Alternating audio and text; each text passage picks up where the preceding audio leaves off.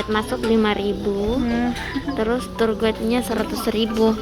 Maksimal 10 orang. Karena kita berdelapan, jadi untuk include tiket dan pemandunya itu 17.500 per orang.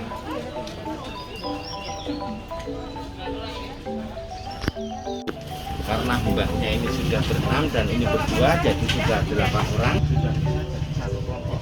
Nanti itu tiket Rp5.000. Dan sekarang saya ini saya bisa di sini. Pertama-tama saya mau beritahu bahwa kita ini masuk dari pintu belakang Taman Sari. Nah, Taman Sari sudah menghadap ke barat. Pintu depan sudah tidak bisa kita fungsionalkan karena sudah menjadi permukiman. Jadi kita menggunakan akses belakang sebagai pintu belakang sebagai akses masuk untuk saat ini. Pastinya dulu difungsionalkan tempat jaga para prajurit. Tetapi di sini saya ingin menekankan, menurut saya bukan berarti dulu prajuritnya pendek-pendek ya, dengan bulu yang pendek ya. Ini sengaja dibuat oleh Pangeran Mangkubumi atau Sultan Hamengkubuwono yang pertama. Pintu-pintu di Taman Sari ini pendek. Beliau ingin mengajarkan tentang sopan santun. Jadi kalau kita masuk ruangan kita sudah otomatis nyun sewu atau permisi. Kenapa saya bahas? Karena nanti kita bakal menjumpai banyak pintu pendek untuk Mas sama Mbak buat share head, hati-hati untuk kepalanya. Gitu.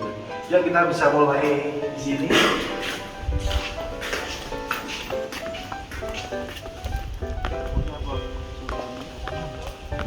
Ini sebenarnya bukanlah Sultan Palace atau tempat tinggal beliau, melainkan ini merupakan tempat berlibur keluarga, khusus royal family, yaitu putra putri dan juga istri-istri sultan, yang dimana ada istilah selir ya.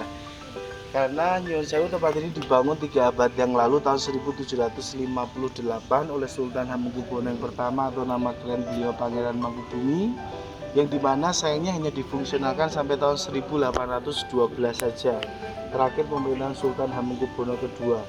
Kenapa hanya sampai tahun 1812 saja? Karena kita tahu sedikit pelebaran informasi di tahun 1800 sudah mulai masuk ya. Para abdi dalam merasa tidak nyaman dengan kehadiran Belanda. Mereka meminta perlindungan pada Sultan Hamengkubuwono yang ketiga yang menjabat di kala masa itu. Karena Sultan tahu bahwa Belanda tidak tahu di dalam keraton ada Taman Sari, maka tempat ini dinonfungsionalkan, tetapi untuk menyembunyikan para abdi dalam yang sekarang tinggal mengelilingi Taman Sari. Ini rumah-rumah abdi dalam yang dimana tidak memiliki surat hak milik, hanya surat hak guna bangunan saja. Lalu untuk area tempat ini sebenarnya berhubungan dengan nama dari gerbang belakang, yang dimana dulu Sultan setiap 1 bulan sekali, lebih tepatnya setiap malam bulan purnama, Sultan datang kemari bersama keluarga melalui pintu depan yang sudah tidak bisa kita akses, masuk kemari, naik melalui tangga kanan kiri menuju balkon bagian atas itu. Itu dulu balkon tidak berpagar, itu penambahan setelah gempa 2006 kemarin, pastinya untuk keamanan karena sudah banyak wisatawan yang datang ya. Dulu Sultan duduk di atas bersama keluarga melihat pertunjukan tari di jalan ini. Lalu ada gedung 4, namanya Gedung Sekawan, karena jumlahnya 4 ya. Ini dulu difungsionalkan sebagai tempat gamelan. Jadi ketika Sultan berada di atas melihat pertunjukan tari yang diiringi musik gamelan, maka pintu belakang ini diberi nama Gapuro Panggung. Kenapa kalau tidak ada pagar, semacam Sultan duduk di atas stage atau panggung. Gitu. Nah, mungkin kita bisa awali di sini dengan foto, ya. Foto dengan background itu sedikit informasi saja dari saya. Pastinya Mbak dan Mas semua kalau datang ke Jogja tidak asing dengan logo yang bersayap lalu bertulisan Jawa yang sering dipakai abdi dalam di sini atau di atas keraton. Itu bukan logo keraton, melainkan itu namanya Hobo. Hobo itu singkatan dari nama Sultan, yaitu Hamengkubuwono. Jadi itu logo dari Sultan. Tapi untuk logo keraton namanya Kalamakara, diambil dari filosofi Hindu, artinya sebagai tolak bala. Ya, ini adalah wujud fisikly dari power dari Dewa Siwa. Yuk, bisa saya bantu foto untuk grup pertama. Hati-hati kepala guys.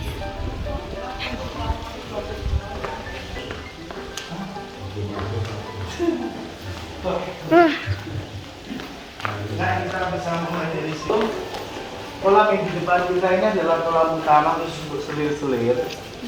Selir Sultan namanya Umbul Pamuncar. Lalu yang di sebelah sana itu namanya Umbul Pengrawit, khusus untuk putra putri Sultan. Jadi di Taman Sari ini timbul cerita rakyat atau legenda yang dimana dulu diceritakan bahwa Sultan mengintip dari atas lalu melempar bunga kepada para selir untuk diajak mandi di kolam privasi. Itu hanya sebatas cerita legenda saja. Sebenarnya ini kolam Umbul Pamuncak khusus untuk selir-selir Sultan, ya. Lalu yang di Perawit itu khusus untuk putra putri. Dua kolam ini terhubung, kita bisa melihat ada 3 lubang di bawah jalan itu. Jadi untuk para selir bisa menandingi putra putrinya, tetapi untuk putra putri tidak boleh masuk ke kolam Umbul Pamuncak. Lalu di balik castle ini ada kolam lagi namanya Umbul Panguras. Itu khusus untuk Sultan dengan permaisuri. Kolam lebih kecil karena Nyun Sewu dulu Mataram Islam ya. Jadi seorang raja hanya boleh mengangkat untuk permaisuri itu maksimal hanya 4. Gitu. Nah, kenapa saya bilang kita sambil jalan? Kenapa saya bilang kolam ini umbul? Karena dulu bawah ini bukan semen seperti ini, melainkan dulu karena ada plastik di mana makanan keluar dengan sendirinya. Ya, tetapi ini kebijakan Sultan. Yuk kita jeda, kita kita. Ini kebijakan dari Keraton sendiri karena abdi daun yang tinggal di sini kurang lebih untuk saat ini 1.600 kakak, jadi kadar air tanah sudah banyak berkurang. Makanya kebijakan Sultan untuk kolam-kolam ini diberikan semen.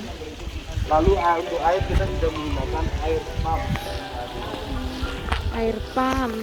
Nah, kalau kita menjumpai seperti ini di private pool juga, ini bukan kandang, melainkan ini dulu tempat pembakaran ratus atau aromaterapi. Jadi untuk aroma harum menggunakan tumbuhan bunga yang dimana di bawah diberi kemana.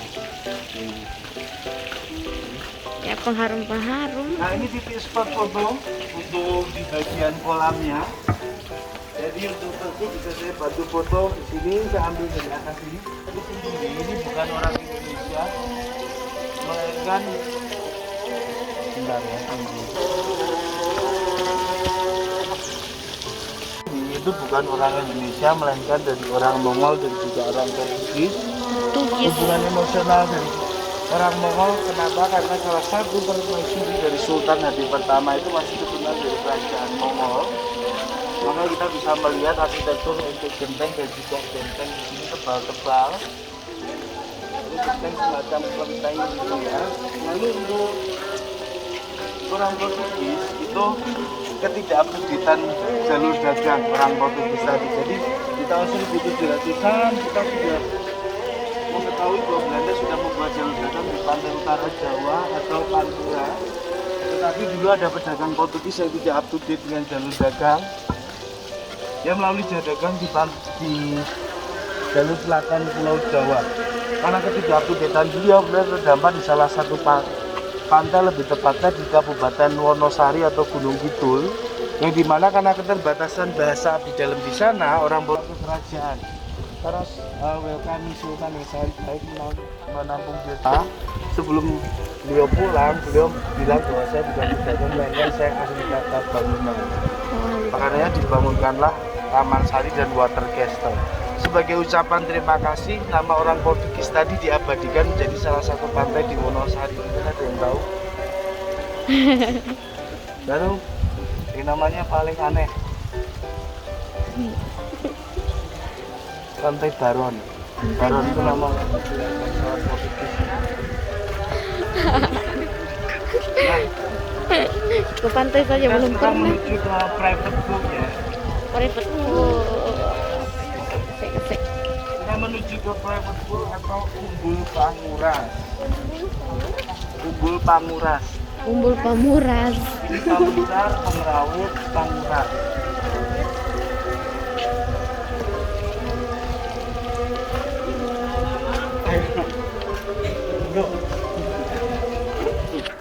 Betulnya permaisuri sama Sultan Hamengkubuwono.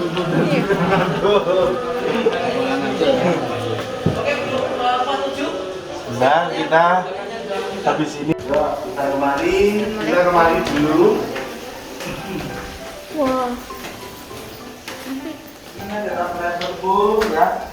Private pool atau kolam Umbul Panguras. Jadi mana tempat Sultan dengan 4 permaisuri, kolam lebih kecil daripada di sana karena hanya untuk Sultan dengan permaisuri. Lalu setelah selesai bermain, air mereka masuk untuk istri diwajibkan menuju di ruang sebelah kiri dulu berganti baju ya. Lalu sultan menunggu di ruangan sebelah kanan. Jadi itu dulu kasurnya bukan dari papan seperti itu, tapi terbuat dari dua lapis. Bagian bawah itu terbuat dari galar. Galar itu bambu yang basah yang dikeprek. Kenapa dikeprek? Biar timbul spring atau biar ngepir bahasa Jawanya ya. Tetapi karena difungsionalkan sebagai tempat tidur biar sultan tidak terluka dengan mengeprekan bambu, beliau melapisi dengan sebuah permadani seperti di Istanbul sebanyak 20 cm. Lalu di ruangan sebelah kiri yang menarik itu, yang dimana istri sultan atau permaisuri dulu berias tanpa menggunakan cermin, melainkan menggunakan batu hitam dan air sebagai natural mirror. Dan berbentuk seperti guci, dibuat dari batu hitam dulunya, bukan batu yang buat cobek atau batu hitam yang dikali mengkilat itu, isi air yang dimana beliau hanya melihat siluet wajah saja waktu berada, karena duluan belum ada eyeliner ya. Yang dimana ini adalah pintu depan dari Taman Sari, disebut dengan Gapuro Agung, yang dimana di atas pintu kita bisa melihat ada ukiran burung berhadapan itu namanya luxury car, kita sebut taksi, bukan taksi. Kalau taksi saya taksi burung ya. Yang dimana itu menunjukkan tahun Jawa selesainya dibangun Taman Sari. Tadi saya berbicara tahun Masehi, yaitu tahun 1758, selesai dibangun tahun 1765. Ini kita bisa agak geser biar tidak terlalu panas. Yang dimana berarti Taman Sari dibuat selama 7 tahun. Ya, arsitekturnya orang Mongol dan juga orang Portugis. Lalu untuk kuli bangunannya bukan abdi dalam, melainkan masyarakat Demak, yang dimana daripada mereka membayar upeti kepada Pangeran Mangkubumi, mereka bersukarela untuk bekerja menjadi kuli bangunan di sini. Nah, lalu ternyata di bagian tengah sini merupakan ada bangunan 2 lantai namanya Gedung Lopak-Lopak, yang dimana dulu difungsionalkan Sultan untuk memberikan upah kepada abdi dalam. Nah, pakai kita akan tunduk. Tunduk, jangan tunduk aja sedikit. Tunduk ya. Nah, ini salah satu kita melewati kompleks Iman Abdi Dalam. Abdi dalam itu apa? Sultan gitu. Oh, Atau masyarakat yang bekerja di kerajaan. masyarakat yang bekerja di kerajaan. Nah, ini rumah-rumahnya Abdi Dalam, yang dimana karena sistem kerajaan sudah inovatif, sudah terbuka, Sultan sudah berbicara tentang kesejahteraan. Abdi dalam itu kan gajinya bukan gaji, melainkan price money, ya kan, seperti upah. Yang dimana karena Sultan sudah berbicara tentang kesejahteraan, maka abdi dalam diperbolehkan membuka usaha seperti ini. Yuk, kita lanjut.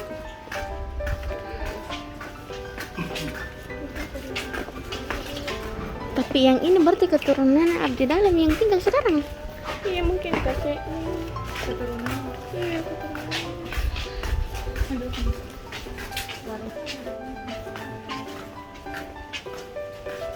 Ini kain-kainnya.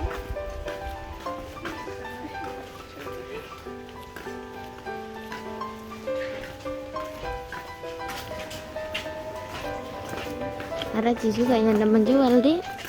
Nah, di sini kita menjumpai dulu sebenarnya sebuah benteng ya sampai ke barat, yang dimana benteng ini membatasi kompleks Istana Air atau Pulau Kenanga dengan kompleks Taman Sari. Jadi sebenarnya ada benteng sampai ke barat sana. Dan ternyata Sultan, istri, putra putri kalau mau datang ke Taman Sari dulu tidak naik kereta, melainkan naik rakit atau kano. Karena itu merupakan dermaganya Sultan, namanya Dermaga Manukberi. Lalu nanti di objek terakhir kita menjumpai dermaga putra putri dan istri, namanya Dermaga Pongkang. Jadi dulu di balik benteng ini, rumah-rumah ini adalah danau buatan, yang dimana dari aliran ke Sungai Gajah dialirkan melalui di bagian selatan keraton, lalu dibendung di sini jadi danau buatan atau segara.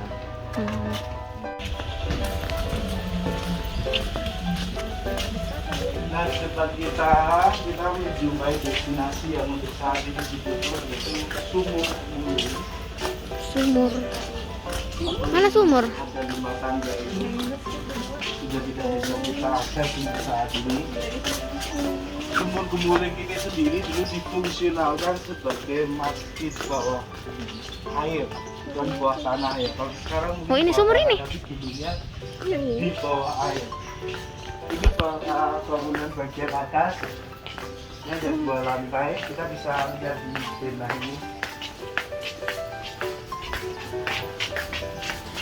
Sumur Gemuling. Nah, ini tenda Taman Sari yang sebenarnya kurang lebih totalnya 10 sampai 14 hektar. Posisi kita sekarang di sini di samping. Di mana ini dulu memang dikelilingi air atau danau atau segaran tadi ya. Ini dermaga yang kita lihat tadi, dermaga Manukri. Lalu ini nanti di objek terakhir kita yang Taman Sari atau komplek ini dibangun. Nah, untuk bagian dalam dari Sumur Gemuling itu ada 2 lantai. Masuk lorong lalu belok kanan kita menjumpai lantai bawah, di mana di situ ada tempat imam. Dulu Sultan sendiri yang mengimami. Ditutup ya? Ya, Iya. iya ditutup. Itu loh ada tulisannya. Ya. Jadi di mana ini lantai bawah, lalu ini lantai atas. Jadi di mana lantai Bagus bawah itu lagi. untuk makmum wanita dulu karena yang mengimami Sultan. Jadi dulu wanita nggak boleh berada di atas pria. Bagian atas ini untuk makmum pria. 5 tangga dibangun oleh orang Portugis karena beliau menghargai kebudayaan Mataram Islam. Lalu untuk bagian bawah itu dulu ada mata air keluar, yang dimana ini dulu untuk mengambil air wudhu, ceritanya seperti itu. Dan untuk bagian atasnya memang tidak berubah dulunya, karena dia berada di bawah air, khususnya untuk sirkulasi udara. Nah, itu sudah keterangan dari situs Sumur Gemuling yang dulunya digunakan sebagai masjid. Kenapa ditutup? Karena ada pihak purbakala kemarin meneliti, ternyata ada keretakan di tangga tadi. Oh. Nah, makanya oleh pihak keraton ditutup untuk sementara waktu. Ternyata Sultan sudah menghendaki ditutup kurang lebih 5 tahun yang lalu karena dulu difungsionalkan sebagai masjid biar orang tidak sembarangan masuk. Destinasi terakhir. Jadi kalau ada yang mau beli minum atau ke toilet bisa kemari dulu, karena di sini tidak ada tempat beli minum atau ke toilet. Silakan nanti kita isi menunggu jarak dengan interval di depan kita. Beli minum deh.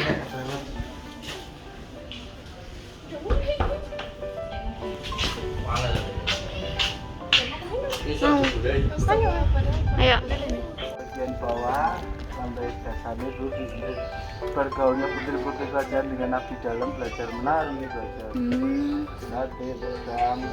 Lalu untuk bagian atas difungsionalkan untuk para prajurit. Karena ini bangunan ini strukturalnya seperti benteng ya. Yuk kita naik ke atas.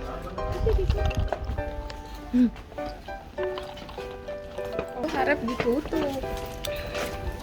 Pegang tuh.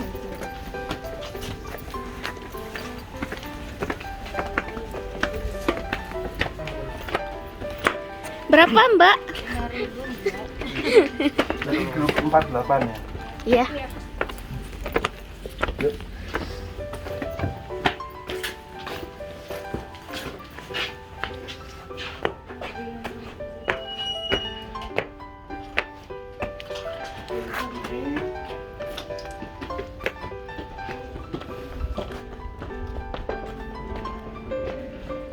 Situs Pulau Kenanga, situs.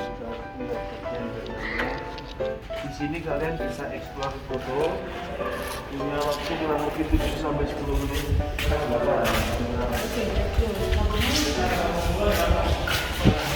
Kita bagian kanan ya. Jadi kalian bisa naik ke runtuhan dulu. Itu di atas boleh foto-foto. Bisa lihat bagian atas. Stop. Ada orang. Oke, sebentar Mbak ya.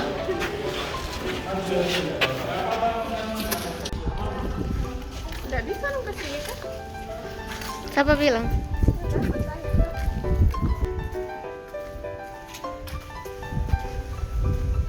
Wow. Kenapa ini?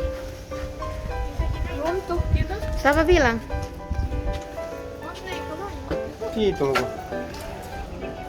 Itu di atas. Berarti ada penutupnya dulu ini. Keren gitu. Kalau dari sini gue. Ya. Hmm? Mau coba dari sini. Tanjung, yang ada di depan kita ini. Gapura ini dulu multifungsi difungsikan di bagian bawah untuk perpustakaan, bagian atas untuk meditasi. Nah, castle ini kalau kita lihat dari atas semacam castle ya. Sebenarnya ini dulu digunakan untuk pencahayaan di dalam lorong. Yuk, kita turun dulu, belok kanan.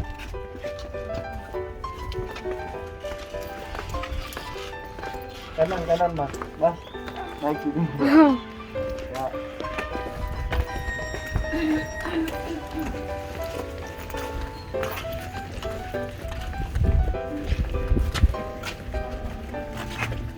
Dilarang pakai anu. Drone.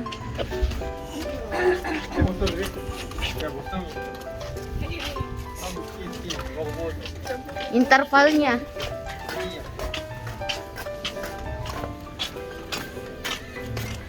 Kita masuk, hati-hati untuk kepala, pintu pendek sekali ya. Watch out, oke. Indah, lucu sekali.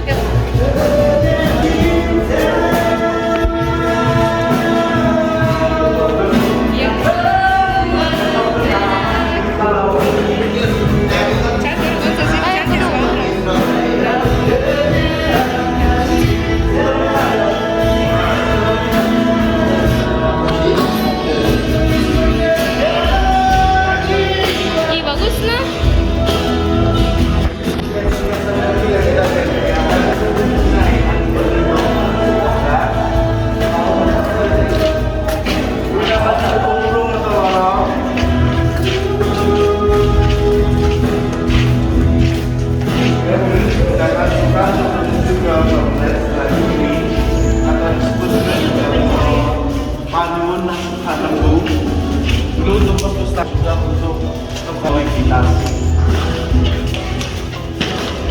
Ada momen foto di sini, mungkin video foto.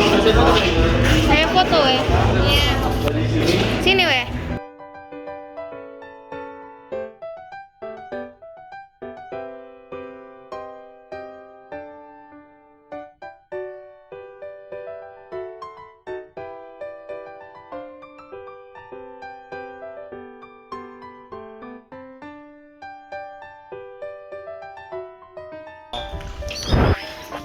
Water Castle atau Pulau Kenangan.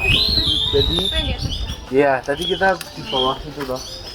Jadi jalannya lumayan jauh. Jadi kalian sudah jalan kurang lebih sampai sini itu sudah 3,5 kilo kurang lebih. Wah, Dari tadi pintu masuk. 3,5 kilo. Di sini kita bisa terlihat jelas bahwa ini dulu merupakan dermaga. Rumah-rumah ini dulu adalah buatan atau segara gitu ya. Dan ini objek terakhir kita. Thanks for visiting, have a nice trip, happy holiday untuk semuanya ya. Mohon maaf kalau ada salah kata atau kesalahan. Assalamualaikum. Waalaikumsalam warahmatullahi wabarakatuh.